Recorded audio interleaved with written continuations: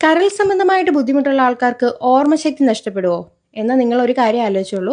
Liver സംബന്ധമായിട്ട് ബുദ്ധിമുട്ടുള്ള ആൾക്കാരാണെന്നുണ്ടെങ്കിൽ അവർക്ക് ആദ്യം ഉറക്കത്തിന് ഭയങ്കര ഡിസ്റ്റർബൻസ് ആയിരിക്കും. നൈറ്റ് പ്രോപ്പറായിട്ട് ഉറങ്ങാൻ പറ്റുന്നില്ല.